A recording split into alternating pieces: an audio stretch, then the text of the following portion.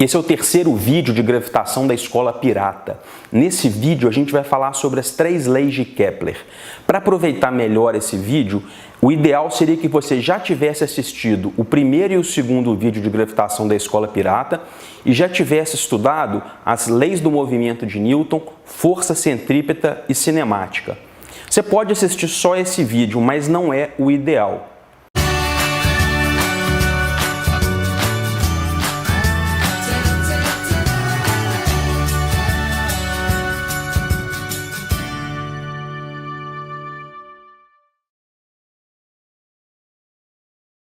Nesse vídeo a gente vai falar sobre as 3 leis de Kepler. A gente vai contextualizar o trabalho de Kepler em relação ao trabalho de outras pessoas que vão de Aristóteles até Newton. Se você quiser pular especificamente para as leis de Kepler, você pode ver aonde estão as marcações na barra de tempo aqui do YouTube, ou você pode pular para os tempos que estão indicados aqui para cada uma das 3 leis. Não é o ideal. O computador é seu, o celular é seu, você que paga a sua internet, faça o que você quiser.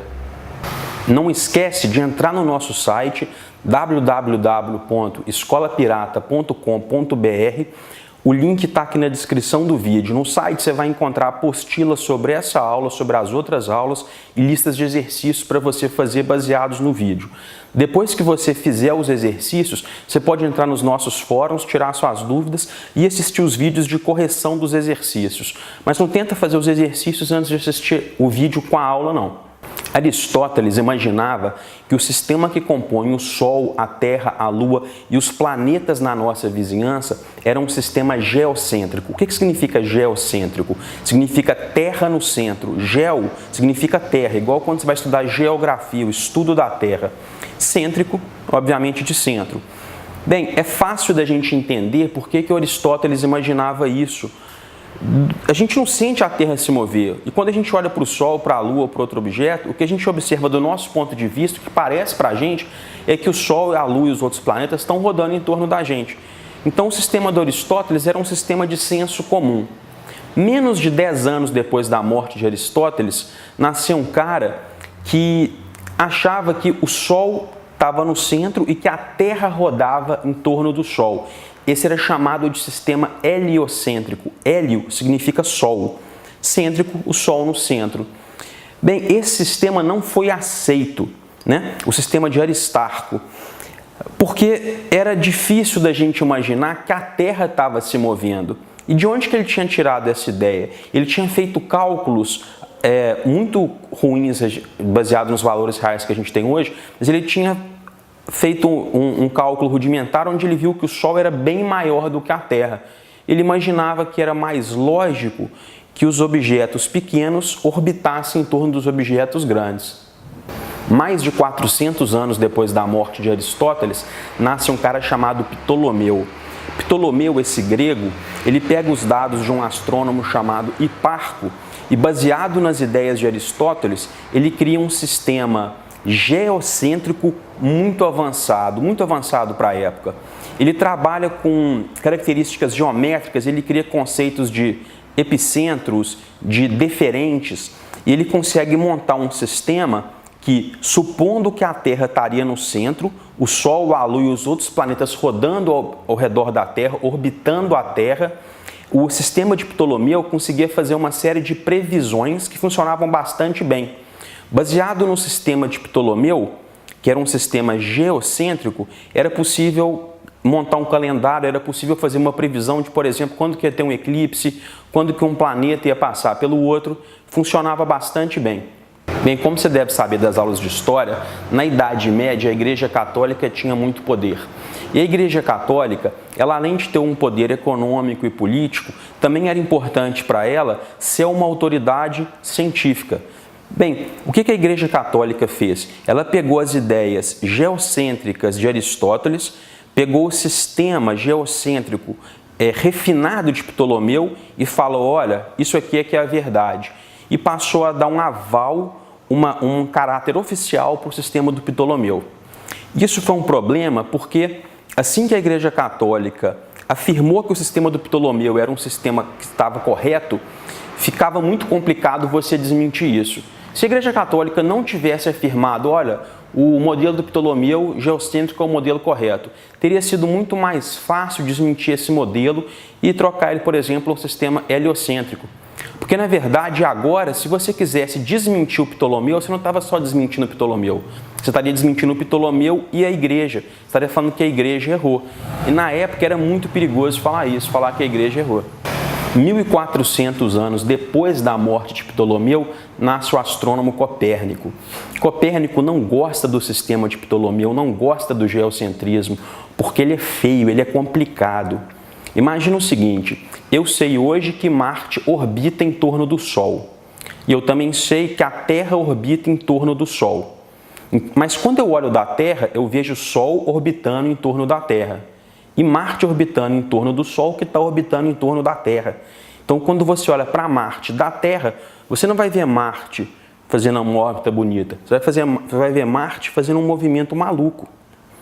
E o sistema de Ptolomeu tentava dar conta disso. Ele criava a ideia de órbitas, onde Marte, por exemplo, ia estar, e essa órbita estava orbitando a Terra. Era um sistema completamente feio, cheio de remendos. E Copérnico quis fazer uma coisa mais simples, mais elegante. Pode parecer bobeira, mas a ciência se baseia na elegância. Bem, o sistema de Copérnico, ele conseguiu obter essa elegância ressuscitando a ideia do heliocentrismo. Qual que é a ideia aqui? A ideia é uma ideia que você já viu na cinemática de mudanças de referencial. Imagina o seguinte, você tem um carro A que se move a 20 metros por segundo para a direita e você tem um carro B que se move em sentido oposto para a esquerda a 10 metros por segundo. Entender esse movimento é um pouco complicado, mas você pode usar um truque. Se você se colocar, por exemplo, dentro do carro A e enxergar o carro B, você poderia falar, eu estou parado e o carro B está a 30 metros por segundo. É uma maneira de simplificar o seu problema, uma mudança de referencial. Foi basicamente isso que Copérnico fez. Copérnico viu que, usando o referencial da Terra, o problema era complicado. E ele percebe que, ao se colocar no Sol e ver as coisas do ponto de vista do Sol, as órbitas são muito mais simples, são círculos em torno do Sol. Mas, como a gente falou, era uma época complicada para você desmentir esse sistema de Ptolomeu. Mesmo para Copérnico, e Copérnico era ligado à Igreja Católica. O que ele faz? Ele mostra as teorias dele para poucas pessoas. Tem uma hora que o Papa chama ele e começa a perguntar para ele o que ele acha do sistema. E ele joga um verde com ele e ele fala, não sei de nada não. Bem, quando ele estava para morrer mesmo, aí ele virou homem, ele criou coragem, né? Aí ele chamou um assistente dele e falou, publica meu livro aí com as minhas teorias heliocêntricas. O assistente dele também não era bobo e pensou assim, você já está no leito de morte, você já vai morrer, né? Eu não, né, brother? O assistente dele cascou fora e deixou o livro dele com um editor. O editor também falou, não vou publicar esse livro igual tá, né? Ele afirmando que Ptolomeu estava errado, porque vai sobrar para mim, ele vai morrer, vai sobrar para mim. Então o editor mudou algumas coisas e acabou publicando o livro, não da maneira que Copérnico queria, mas da maneira que garantia a segurança do editor. Ele falou, esse sistema aqui do Copérnico heliocêntrico não é verdade não. Mas para montar um calendário, para poder fazer uma previsão de quando que vai ter um eclipse, para estudar astronomia, ele serve, ele é mais simples de ser usado e dá resultados melhores que o sistema de Ptolomeu. Apesar do caráter com que o editor lançou o livro, e apesar do livro não ter um impacto cultural muito rápido, demorou um tempo para que as teorias dele fossem aceitas, a gente tinha o início da Revolução Copernicana. É interessante você imaginar, você se colocar como uma pessoa naquela época e alguém chegar e te falar, olha, o Sol está parado, a Terra que está se movendo em torno do Sol. E além de ser uma coisa, uma ideia que desmente uma coisa que parece muito óbvia, tem uma implicação muito especial para o sentido do que é ser um ser humano. Bem, então eu não estou mais no centro do universo, talvez o universo não tenha sido criado especificamente para mim. Uma das grandes dificuldades para a teoria de Copérnico ser aceita era o fato de que, de acordo com essa teoria, a Terra se movia a altíssimas velocidades em torno do Sol. A velocidade com que a Terra se move ao redor do Sol é de 30 km por segundo. As pessoas pensavam, bem, se a Terra se move a 30 km por segundo, por que quando eu jogo um objeto para cima, então ele não fica para trás, ele cai na minha mão de novo? Na época, ninguém conseguia explicar isso. 21 anos após a morte de Copérnico é que nasceu Galileu. Galileu foi então a primeira pessoa que conseguiu explicar isso. Para explicar isso, Galileu teve que antes estudar e criar a teoria da inércia, o princípio de inércia, que mais para frente, nas mãos de Newton, virou o que a gente conhece hoje como primeira lei de Newton, primeira lei do movimento de Newton. Galileu e o seu princípio de inércia, então, foi essencial para que a teoria de Copérnico passasse a ser levada mais a sério. E um contemporâneo de Galileu foi Kepler. Kepler viveu na mesma época que Galileu e os dois trocavam cartas sobre as teorias de Copérnico. Aristóteles achava que existiam dois conjuntos diferentes de regras para explicar o que acontecia no universo. Para Aristóteles, um conjunto de regras explicaria o que acontece na Terra e outro conjunto de regras explicaria o que acontece nos céus, com os planetas, com a Lua, com o Sol. Quem desmentiu o que Aristóteles achava que acontecia na Terra foi Galileu. E quem desmentiu o que Aristóteles achava que acontecia nos céus foi Copérnico e depois, com maior precisão, Kepler. Depois veio Newton e mudou mais uma coisa ainda, fez uma coisa interessante. Newton falou que o que Galileu estava falando que acontecia na Terra era a mesma coisa que Kepler estava falando que acontecia nos céus. Ou seja, Newton mostra que Aristóteles ainda estava errado ao pensar que você precisava de dois conjuntos diferentes de regras. Newton mostra que apenas um conjunto de regras explica tanto o que acontece na Terra quanto o que acontece no céu. Kepler era um cara quebrado, não tinha dinheiro para nada. Então ele vivia muito de fazer horóscopos, mas ele não acreditava nos horóscopos. Ele falava que ele fazia para poder ganhar dinheiro. Bem, tinha um cara que era muito rico, que era um astrônomo chamado Tycho Brahe. O Tycho Brahe, ele era tão rico que ele tinha uma ilha. Nessa ilha ele montou um observatório astronômico. Tycho Brahe, ele queria montar um sistema que não era nem exatamente geocêntrico, nem exatamente heliocêntrico, era um sistema intermediário entre os dois. E ele gastou muito dinheiro e muito tempo da vida dele, muitos recursos financeiros, para organizar imensas tabelas com muita precisão das posições de cada astro, do Sol, da Lua, dos outros planetas conhecidos, em relação ao tempo. Tycho Brahe, ele estava fazendo essas tabelas com muita precisão. Eram tabelas que você ia ter em cada momento aonde estava o Sol, a Lua e os planetas conhecidos. Essa tabela era uma coisa pelo qual o Tycho Brahe tinha fixação. E ele chamou Kepler, que era conhecido como um matemático e astrônomo e astrólogo, e pediu para o Kepler ajudar ele a entender algumas órbitas. O Tycho Brahe, ele tinha muito ciúme e não queria dividir os valores que ele já tinha medido com Kepler. E ele passou apenas a órbita de Marte, os dados da órbita de Marte para Kepler. Bem, Kepler, apenas com esses dados das órbitas de Marte, ele conseguiu formular já a primeira e segunda lei de Kepler. O Tycho Brahe, então, morreu do nada. Será que foi o Kepler que matou ele? De qualquer maneira, quando o Tycho Brahe morreu, o Kepler se apossou rapidamente, antes que os parentes do Tycho Brahe descobrissem o que estava acontecendo, de todos os dados e, em posse desses dados, e passados mais alguns anos, ele conseguiu chegar na terceira lei de Kepler.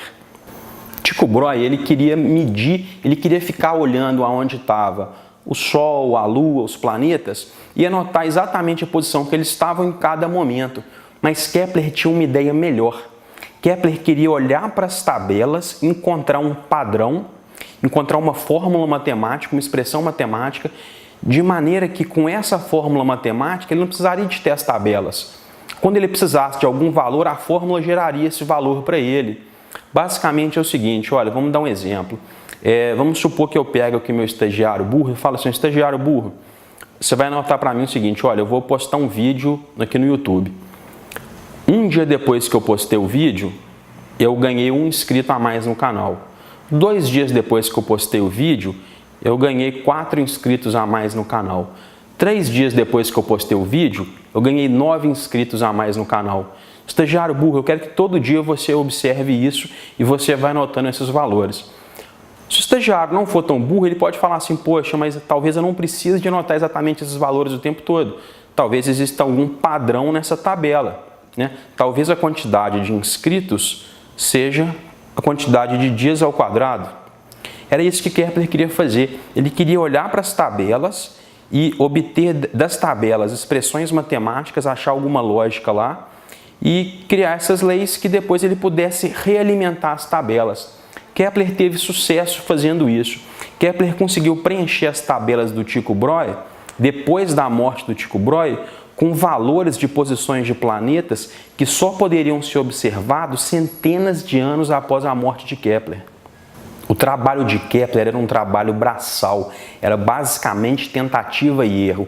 Ele não estava conseguindo também enxergar uma lógica física no que ele fazia. Ele testava uma equação matemática, dava certo, dava errado alguma coisa, e ele tentava outra, tentava outra, tentava outra. Ele criou, por exemplo, a teoria de que os 6 planetas conhecidos estavam encaixados entre os 5 sólidos platônicos, nada a ver. Ele chegou nessas teorias dele, que a gente vai estudar agora, que a gente chama de leis de Kepler, através de tentativa e erro. E por mais que pareça estranho, que não pareça ciência de verdade, ficar fazendo as coisas por tentativa e erro, saiba você que até hoje a gente faz isso. Ciência de ponta é feita hoje através de tentativa e erro. Um exemplo grande disso são as misturas, as teorias de supercondutores. A primeira coisa que Kepler descobriu, então, que a gente vai chamar de primeira lei de Kepler, é que a órbita que os planetas fazem ao redor do Sol não são círculos como Copérnico achava, são elipses. Mas o que é uma elipse? Uma elipse é uma espécie de círculo deformado. Em um círculo você tem apenas um centro. Numa elipse é como se você tivesse em 2 centros, 2 pontos principais que eu vou chamar de focos. Agora eu vou mostrar para vocês um jeito bem simples de desenhar uma elipse. Para isso, você só vai precisar de um quadro de cortiça, algumas tachinhas, uma tesoura, uma cartolina, barbante e alguns pincéis. Pensando bem, talvez não seja um jeito simples.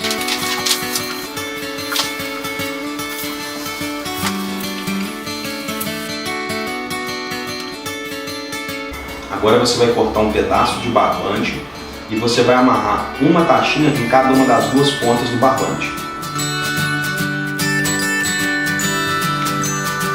Cada uma dessas tachinhas vai ser um dos seus 2 focos da elipse. Você vai prender as tachinhas na cartolina.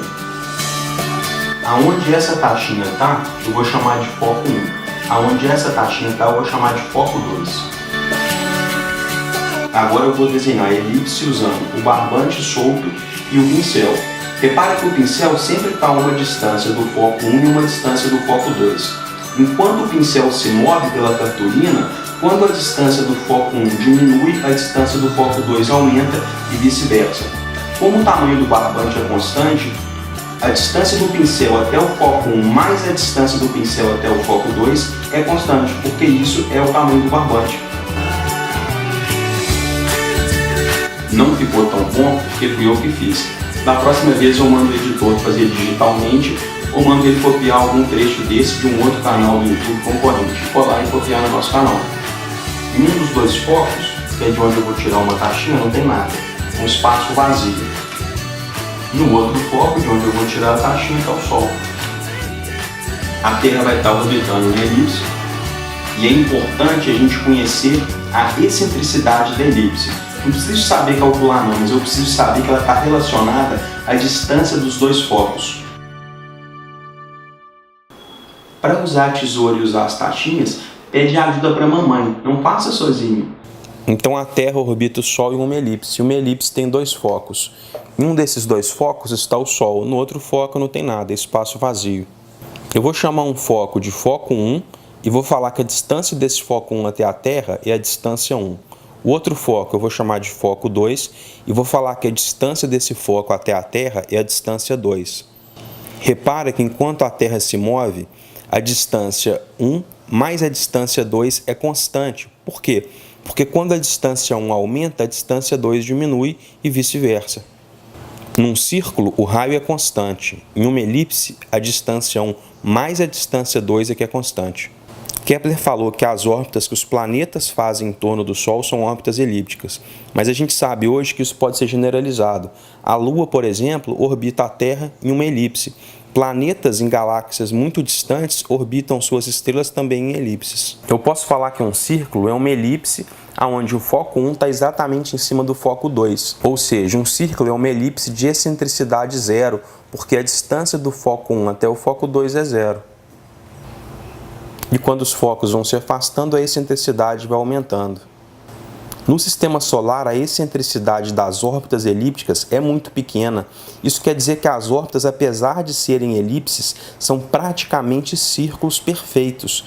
Por isso, apenas dados muito precisos, como os do Tycho Brahe, foram capazes de perceber a diferença entre o que o Copérnico falava, que era um círculo, e o que o Kepler falava, que não é um círculo, é uma elipse. A excentricidade da órbita de Marte, que foi a que Kepler analisou, era menor do que 0,1. Como as órbitas dos planetas em torno do Sol são praticamente círculos e têm uma excentricidade muito pequena, eu posso calcular quanto que um planeta anda fazendo uma aproximação usando a circunferência, 2πr. Especialmente se no lugar do r eu usar uma coisa chamada raio médio. Raio médio é um conceito que uma elipse tem, que você vai usar se você precisar um dia de calcular a área de uma elipse. Agora, para o ensino médio, para fazer vestibular, para fazer Enem, para passar de ano, você não vai precisar de saber calcular um raio médio, não. Mas vamos ter uma noção aqui, o que é um raio médio orbital. Calcular um raio médio de uma elipse para poder depois calcular a área dela é similar ao que eu vou mostrar aqui agora para um retângulo e para um quadrado. Suponha que você tem um retângulo que tem um lado 1 e um lado 2. Para calcular a área desse retângulo, você tem que multiplicar L1 vezes L2.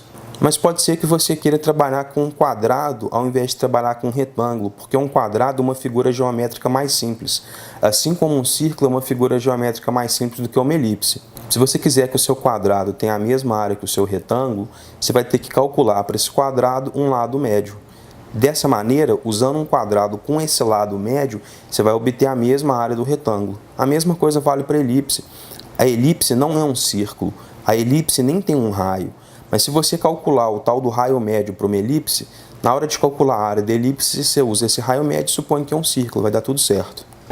Então a primeira lei de Kepler é: os planetas descrevem órbitas elípticas em torno do Sol, aonde o Sol está em um dos dois focos da elipse. Quando o Newton vê isso, acende uma luzinha na cabeça do Newton. Quando o Galileu fala de queda de corpos na superfície da Terra, o Galileu fala de parábolas. Quando o Kepler fala de planetas orbitando o Sol, o Kepler fala de elipses. Parece que tem alguma coisa a ver, né? A queda de corpos na superfície da Terra e os planetas orbitando o Sol, porque parábolas e elipses, ambas são curvas que a gente chama de curvas cônicas. A gente não vai falar aqui de curvas cônicas porque a gente vai fugir muito do assunto do vídeo. Mas só como curiosidade, eu tenho 4 curvas cônicas. Uma é o círculo, a outra é a elipse, que o Kepler usa para descrever o movimento dos planetas, a outra são as parábolas, que o Galileu fala, e as últimas são as hipérboles. As hipérboles, elas representam, a gente sabe hoje, o movimento de alguns cometas que passam aqui pelo nosso sistema solar. A segunda lei de Kepler fala que os planetas varrem áreas iguais em tempos iguais. O que é isso? Bem, para a gente entender isso, vamos lembrar da primeira lei. Na primeira lei, Kepler fala que um planeta orbita em torno do Sol em uma elipse. Você vai pegar a posição que o planeta está e vai traçar uma reta do planeta até o Sol. Lembrando que o Sol está em um dos focos. E o planeta vai se movimentar dentro da órbita dele. Quando o planeta se movimenta dentro da órbita dele, eu vou falar que a reta que liga o planeta até o Sol vai varrendo uma certa área. Você vai marcar essa área em várias partes diferentes da órbita. Desde que você tenha áreas iguais, isso quer dizer que o planeta gastou o mesmo tempo para varrer essas áreas. Como eu tenho uma elipse e não um círculo, em um momento o planeta está mais próximo do Sol, em outro momento o planeta está mais afastado do Sol. Quando o planeta está mais próximo do Sol, a gente fala que ele está no periélio. Hélio significa Sol. Vamos lembrar que heliocêntrico era o Sol no centro. Periélio vai ser perto do Sol.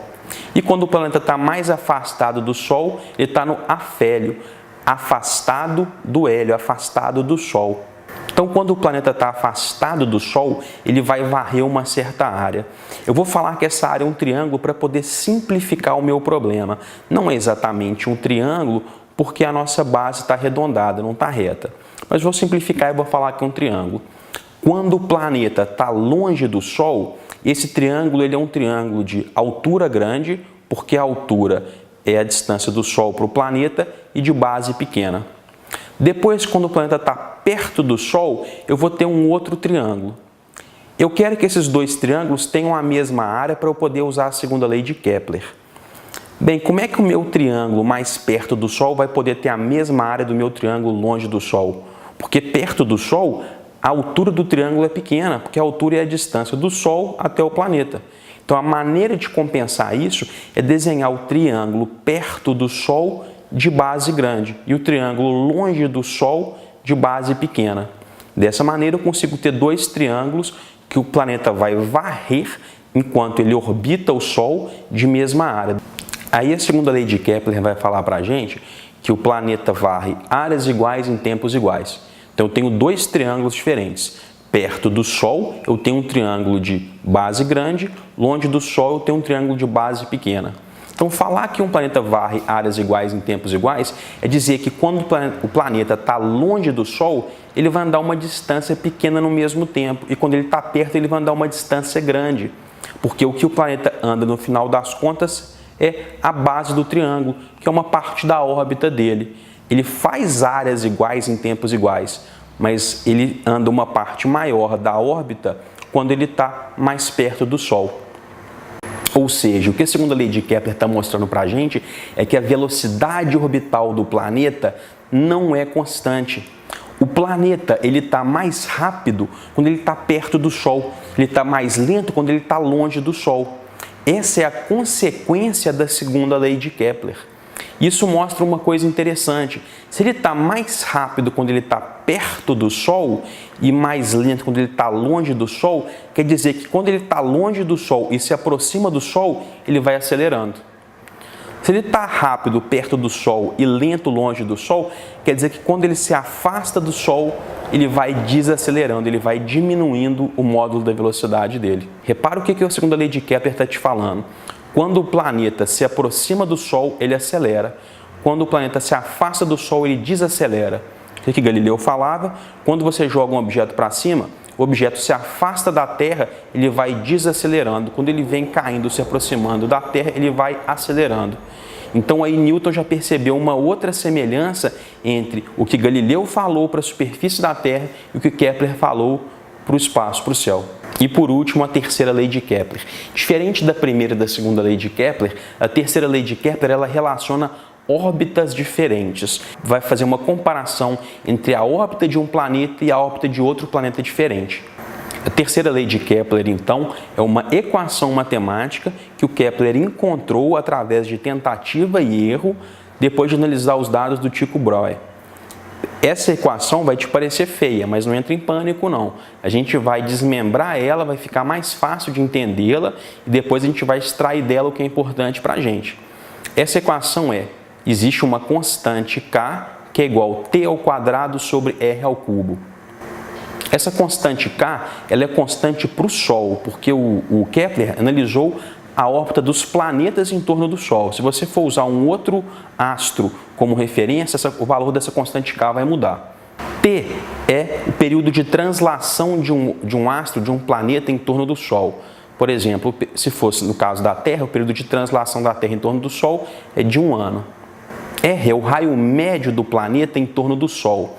Essa equação ela pode ser reescrita, a gente pode rearranjar os termos aqui e você vai ver o seguinte, olha, o período de translação em torno de um Sol para um dado planeta, ele é proporcional à raiz quadrada do raio ao cubo. Então a terceira lei de Kepler vai servir para você perceber se um planeta mais próximo do Sol está mais rápido ou mais devagar que um planeta mais longe do Sol. Porque ela tem uma constante K que vale para todos os planetas em torno do Sol, que vai ser igual a T ao quadrado sobre R ao cubo. Bem, quando um planeta se afasta do Sol, o raio da órbita está aumentando, obviamente. Essa equação de cara já mostra para a gente que o período também vai aumentar. Ou seja, um planeta longe do Sol vai gastar mais tempo para rodar em torno do Sol do que um planeta perto. Mas a equação vai além disso. A equação vai te falar o que vai crescer mais. Quando você se afasta do Sol, tanto o raio quanto o período crescem. Mas o que cresce mais? Se o período e o raio crescessem juntos, a velocidade ia ser constante. Porque eu falaria, por exemplo, olha, o planeta agora está andando 3 vezes mais no triplo do tempo. Então, ele continua com a mesma velocidade. Bem, se o planeta é mais longe do Sol, o raio crescesse mais do que o tempo, eu poderia falar que ele está ficando mais rápido. Poderia falar o seguinte, olha, ele agora está andando 10 vezes mais em só 2 vezes mais tempo, ficou mais rápido. Agora, se o período cresce mais do que o raio, ele está ficando mais lento, porque eu vou falar assim, por exemplo, ele está andando 3 vezes mais em 20 vezes mais tempo, obviamente ele ficou mais lento. Então, além de eu saber que o período está crescendo quando o raio cresce, a análise que eu tenho que fazer é o que cresce mais. O período cresce mais ou o raio cresce mais. Então agora vamos pegar um exemplozinho matemático para trabalhar dentro da terceira lei de Kepler, um exemplozinho clássico. Vamos supor que eu tenho um planeta que está 4 vezes mais longe do Sol do que a Terra está. Então eu vou falar que a distância do Sol para a Terra é uma distância de 1 raio. Eu vou falar então que esse planeta hipotético está a 4 raios de distância do Sol. O que a terceira lei de Kepler manda eu fazer? Você vai pegar o valor desse raio, que é 4 raios, e vou elevar ao cubo. Quando você pega 4 e eleva ao cubo, você vai encontrar o valor de 64. Agora você tem que tirar a raiz quadrada de 64 para encontrar o seu período. E aí quando você encontrar o seu período, que vai ser raiz quadrada de 64, você vai chegar no valor de 8. Ficou mais devagar. A velocidade dele caiu pela metade, porque ele vai andar 4 vezes mais, mas gastando 8 vezes mais tempo. Então, o que a terceira lei de Kepler mostra para a gente é que quando você se afasta do Sol, quando você vai indo para órbitas mais distantes, a velocidade vai diminuindo. Ou seja, planetas orbitando perto do Sol estão rodando rápido. Planetas orbitando longe do Sol estão rodando mais devagar. Uma outra coisa interessante, que é uma semelhança entre o que o Galileu falou para a superfície da Terra e o Kepler falou para os céus, para o Sol, para a Lua, para os planetas, é que repara que o Galileu falou que, a gente viu isso no primeiro e no segundo vídeo, que a aceleração não depende da massa, que sem atrito, se você soltar uma formiga ou um elefante, os dois vão chegar juntos no chão. E nenhuma das 3 leis de Kepler leva em conta a massa dos planetas. Da mesma maneira que a queda na superfície da Terra não leva em conta a massa, os planetas em órbita também, a massa deles é irrelevante para você calcular a velocidade deles, a órbita deles, etc. Isso quer dizer que se eu colocasse um elefante, uma formiga ou um planeta em uma mesma órbita, eles teriam todos os 3 a mesma velocidade. Isso é mais uma evidência que o que acontece na superfície da Terra é regido pelas mesmas leis do que acontece no céu. Então vamos fazer um resumão das leis de Kepler. A primeira lei de Kepler te fala que um planeta em torno do Sol, ele descreve uma elipse, onde o Sol tem um dos 2 focos que uma elipse tem. A segunda lei de Kepler te fala que o planeta varre áreas iguais em tempos iguais. E isso significa, analisando a lei, que o planeta está mais rápido quando ele está próximo do Sol e mais lento quando ele está longe do Sol.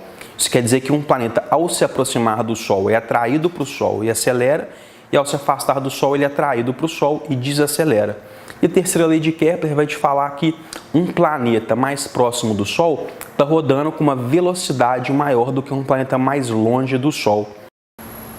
Finalmente, no próximo vídeo, no vídeo 4, a gente vai unir a queda de corpos vistas no primeiro e no segundo vídeos com as leis de Kepler vistas nesse vídeo, e a gente vai tratar então da gravitação universal de Newton.